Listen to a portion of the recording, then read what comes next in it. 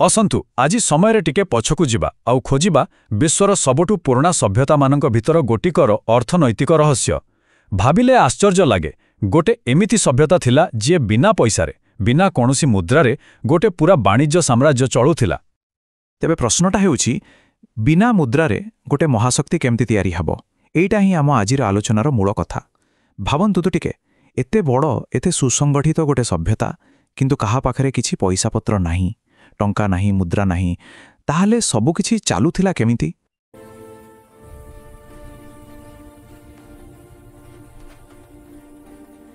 हाँ, आउ सेमाने सतगु सत गोटे बाट बाहर करिथिले। एइथिरु तो जणा पड़े जे सिंधु घाटीरे लोकमाने खाली बड़ बड़ सहर तयारी करनथिले, सेमाने भारी बुद्धिया भी थिले, निज समय ठारू बहुत आगरे। तेबे चलंतु आमे सेई प्राचीन अर्थनैतिक इंजिन को टिके भल भावरे देखिबा। केमिति एक कृषि उपरे निर्भर करुथुवा समाज एते बड़ वाणिज्यिक नेटवर्क पई बाट तयारी कला। आसंतु यार मूलरू आरंभ करिबा। सबकिछिर आरंभ हुए माटीरू, आउ सेमानंक पई सेही माटी ही थिला जीवन रेखा।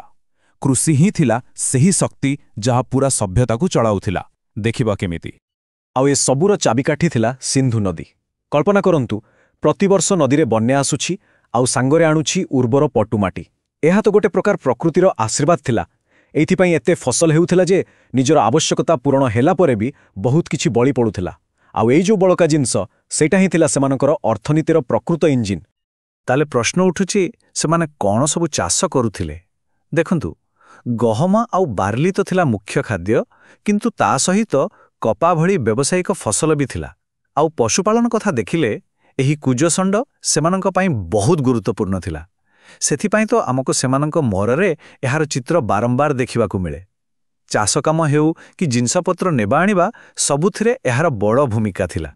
किंतु सेमाने खाली चाष करुनथिले, सेमाने थिले प्रकृत उद्भावक। भाबि पारुचंती पूरा दुनिया रे सेमाने ही प्रथमे कपा चाष आरंभ करथिले। आउ ई कपा परवर्ती समय रे एक बहुत मूल्यवान रप्तानी सामग्री होइगला। एतिके नुहे, गुजरात रे हाथी को पोषा मनाइबारे भी सेमाने प्रथम थिले। एइटा खाली सेमानक कृषि दक्षता नुहे बरं सेमानकर टेक्नोलोजी रे केते आगुआ थिले तार भी प्रमाण दिए। ठीक अछि, तेबे एत्ते सबु बळका फसल आउ जिनिसपत्र को नै सेमाने कोन करुथिले? हाँ, एइठू ही आरंभ हेउछि सेमानक वाणिज्यर असल कहानी। चलंतु देखिबा सेमानकर सेही रहस्यमय वाणिज्य प्रणाली जहा बिना पैसारे एत्ते बड़ अर्थनीति को चलाउथिला। सेमानकर उपाय थिला विनिमय प्रथा, जहाको आमे बाटर सिस्टम बोली कहू। माने गहम बदलरे माटी पात्र, कपड़ा बदलरे खेलना, जिनिस बदलरे जिनिस, सीधा सड़खा आदान प्रदान। शुणिबाकू बहुत साधारण लागुथि पारे, किंतु एइटा ही थिला सेमानकर पूरा अर्थनीतिर मेरुदंड। आउ या बहुत भल भावे काम करुथिला। तेबे एही सिस्टम काम करुथिला केमिति? देखंतु प्रक्रियाटा बहुत सीधा सड़ख थिला। स्टेप 1 चाषरू बहुत जिनिस बळका हेला। स्टेप 2 सेही बळका जिनिस को नै आदान प्रदान आरंभ हेला। किंतु सबुठु जरूरी थिला स्टेप 3। केमिति जाना पड़िबो जे गोटे बस्ता गहमा बदलरे मिलुथिबा माटी पात्रर मूल्य ठीक अछि? एइठी दरकार पड़िला मानकीकरणर बा स्टैंडर्डाइजेशनर। 16 एई संख्याटाकू भल भावरे मने रखंतु, कारण एइटा खाली गोटे संख्या नुहे।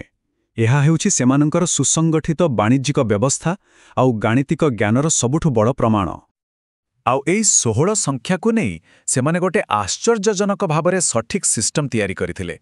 सेमानंकर जेते भी ओजन बटकरा थिला सबु 16 रो गुणितकरे थिला, जेमिति कि 16, 64, 160 इत्यादि। ता छड़ा जिनिस मापिबा पई सेमानंक पाखरे सठिक मापकाठी आउ निकिति भी थिला। एइटा कोनोसी साधारण कथा नुहे। एहा स्पष्ट भावरे देखाउछि जे सेमानंकर अर्थनीति केते सुचिंतित आउ केंद्रीय भावरे नियंत्रित थिला। किंतु हरप्पार लोकमानंकर व्यवसाय कोण खाली सेमानंक गाँ गहली भितरे सीमित थिला? आदौ नुहे। सेमानंकर नजर थिला समुद्र सेपारी रे। तेबे आसंतु देखिबा केमिति सेमाने सेही समय रे एक विश्वस्तरीय वाणिज्य नेटवर्क तयारी करिथिले। मेलुहा एही गोटिए शब्द एहा मिलिथिला ख्रीष्टपूर्व 2350 मसीहार मेसोपोटामियार लेखारू। आउ ऐतिहासिक माने एहाको ही सिंधु घाटी सहित अंतर्जातीय वाणिज्यर सबुठु बड़ प्रमाण बा स्मोकिंग गन बोली कहंती। आउ सेमानंकर व्यवसायर परिसर केते बड़ थिला ताहा देखिले आश्चर्य लागिबो। ଗୋଟେପଟେ ସେମାନେ ହଜାର ହଜାର କିଲୋମିଟର ଦୂର ମେସୋପୋଟାମିଆ ଇଜିପ୍ଟ ସହିତ ବ୍ୟବସାୟ କରୁଥିଲେ, ଆଉ ଅନ୍ୟପଟେ ନିଜ ଦେଶ ଭିତରେ ରାଜସ୍ଥାନରୁ ତମ୍ବା ଆଉ କର୍ଣ୍ଣାଟକରୁ ସୁନା ଆଣୁଥିଲେ। ଏତେ ବଡ଼ ସପ୍ଲାଇ ଚେନ୍କୁ ସେହି ସମୟରେ ଚଳାଇବା କୌଣସି ସାଧାରଣ କଥା ନଥିଲା। ତେବେ କ'ଣ ସବୁ ଜିନିଷର ଆଦାନ ପ୍ରଦାନ ହେଉଥିଲା? ଦେଖନ୍ତୁ, ସେମାନେ ବାହାରୁ ଆଣୁଥିଲେ ସୁନା, ରୂପା ଭଳି ମୂଲ୍ୟବାନ ଧାତୁ।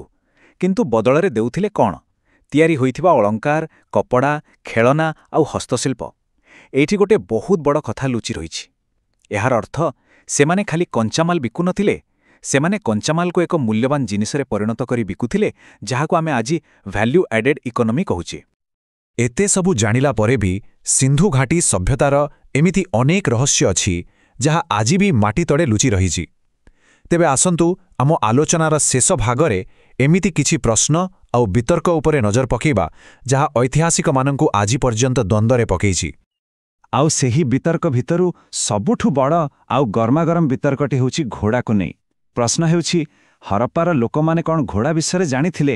ଏଇ ଗୋଟିଏ ପ୍ରଶ୍ନର ଉତ୍ତର ସେମାନଙ୍କର ସମାଜ, ଯୁଦ୍ଧ କୌଶଳ, ଏପରିକି ସେମାନେ କେଉଁଠୁ ଆସିଥିଲେ ସେ ବିଷୟରେ ଆମର ପୁରା ଧାରଣାକୁ ବଦଳାଇ ଦେଇପାରେ। ଏହି ବିତର୍କରେ ଦୁଇଟି ଯାକ ପକ୍ଷର ଯୁକ୍ତି ବହୁତ ଦୃଢ଼। ଗୋଟେ ପଟେ ଦେଖିଲେ ଗୁଜରାଟର ସୁରକୋଟଡ଼ା ଭଳି କିଛି ଜାଗାରୁ ଘୋଡ଼ାର ହାଡ଼ ମିଳିଛି, କିନ୍ତୁ ଅନ୍ୟପଟେ ଏତେ ବଡ଼ ସଭ୍ୟତାରେ ଏହାର ପ୍ରମାଣ ଏତେ କମ୍ ଯେ ଲାଗୁଛି ଘୋଡ଼ା ବୋଧେ ସେମାନଙ୍କ ଜୀବନର କୌଣସି ଗୁରୁତ୍ୱପୂର୍ଣ୍ଣ ଅଂଶ ନଥିଲା। ଏଇଟା ହିଁ ତ ଇତିହାସର ମଜା, ଏହି ରୋମାଞ୍ଚକ ଅସ୍ପଷ୍ଟତା। ତେବେ ଶେଷରେ ଏହି ପ୍ରଶ୍ନଟି ସହିତ ଆଜିର ଆଲୋଚନାକୁ ଶେଷ କରିବା। 4000 ବର୍ଷ ପରେ ବି ସେହି ପ୍ରାଚୀନ ସଭ୍ୟତାର ବାଲି ତଳେ ଆଉ କେତେ ଯେ ଅର୍ଥନୈତିକ ରହସ୍ୟ ଲୁଚି ରହିଛି କିଏ ଜାଣେ? ଆଉ ଯେବେ ସେସବୁର ଉତ୍ତର ମିଳିବ, ତାହା ହୁଏତ ମାନବ ସଭ୍ୟତାର ଆର୍ଥିକ ଯାତ୍ରା ବିଷୟରେ ଆମକୁ ବହୁତ କିଛି ନୂଆ କଥା ଶିଖାଇବ।